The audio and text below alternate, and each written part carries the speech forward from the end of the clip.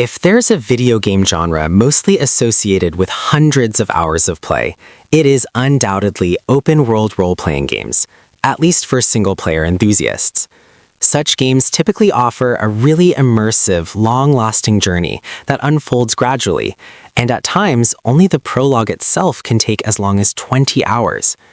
Modern open-world RPGs pack sprawling, multi-regional maps, epic stories with events that can span several years, an array of optional quests and activities, and much more.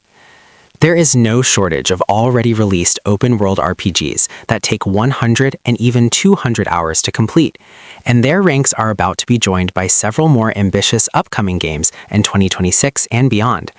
Today, we are looking specifically at open-world RPGs that promise hundreds of hours of play from day one, meaning just one game can be enough to fill at least 1 month's worth of free time for an average player. The next big game from CD Projekt Red, The Witcher 4, is expected to set the stage for an entire Ciri-focused trilogy, with the follow-ups releasing on a much tighter schedule, sharing the same technological base powered by UE5. It is no secret that The Witcher 4 is definitely not coming in 2026 though, so fans have to stay patient for now. However, knowing the studio's pedigree in creating sprawling open worlds filled to the brim with handcrafted quests, The Witcher 4 is unlikely to be any different than The Witcher 3 or Cyberpunk 2077, and will be well worth the wait for any RPG enthusiast. Previously, the developers stated that they don't plan to make The Witcher 4 bigger than its predecessor in terms of world size and game length, and there's probably no good reason to. After all, The Witcher 3 Wild Hunt still stands among the biggest and longest open-world RPGs ever, clocking in at around the 150-hour mark for an average player in its fullest version, and many players haven't even finished the game once. The studio has even said that it's shifted towards a shorter main story in its games so that more players will be able to finish them, instead offering even more side content for those who wish to stay in their worlds for longer. One of the most ambitious and still mysterious upcoming open-world RPGs, many players still don't understand what Soulframe really is. The game is often positioned as an instance-based MMORPG, but in reality, in its current early stage, it's more of a single-player RPG with optional 3-player co-op, largely reminiscent of Elden Ring's approach. Sure, there are social hubs in Soulframe where players can meet, but as of now, they're just kind of there. Soulframe is already playable in its early version, but almost every aspect of the game is still under construction and is subject to change. What's clear, though, is that Soulframe will offer several distinct classes that players can level up, and huge, seamless maps to travel around, fight bosses, complete quests, and participate in world events. In its current version, Soulframe is still very light on content, offering 20 to 40 hours of unique gameplay. It could be unwise to compare Soulframe to Warframe in any aspect, yet given how ambitious this new chapter for Digital Extremes is shaping up to be, we can probably safely expect that the final game will have much more content at launch, and will receive plenty of post-launch additions as well, marking another long-lasting journey for the developer and its fans. Ubisoft has officially announced The Division 3 all the way back in 2023, but so far there have been almost no new details, aside from the recent statements that the game is finally shaping up.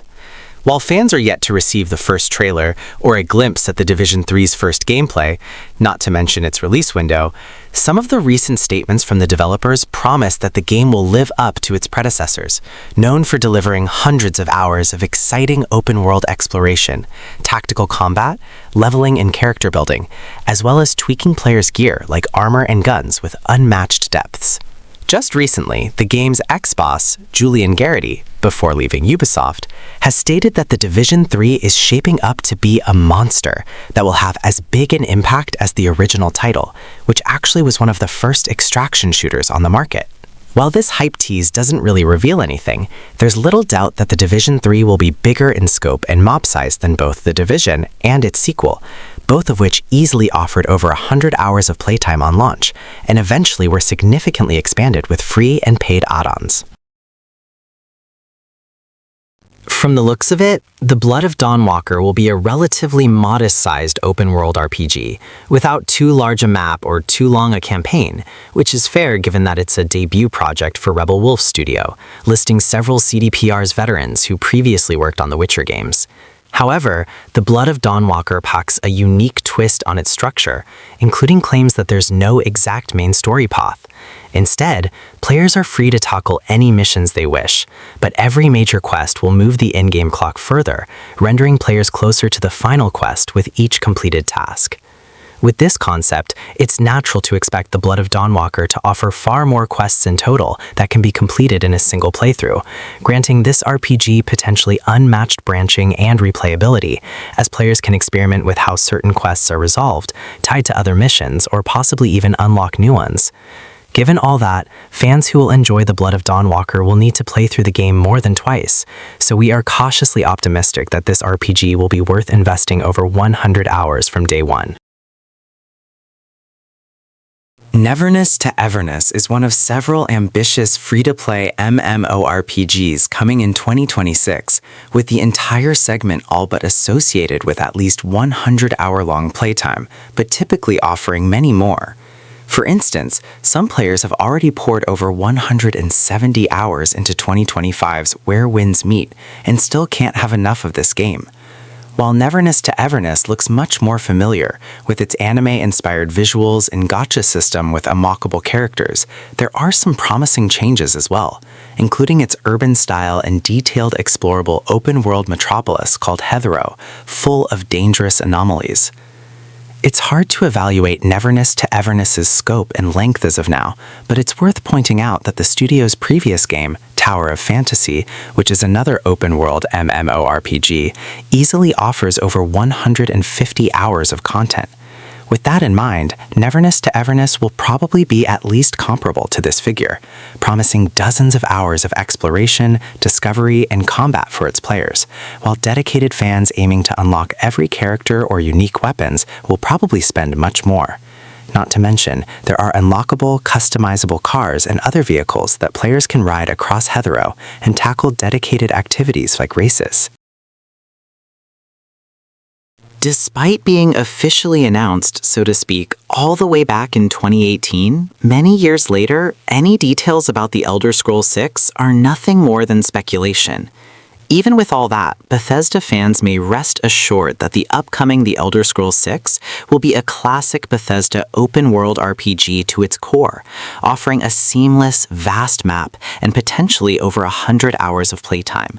After all, almost every one of Bethesda's titles has been gradually expanded in scope and length, and it would be unwise to expect anything less for the studio's most anticipated project ever.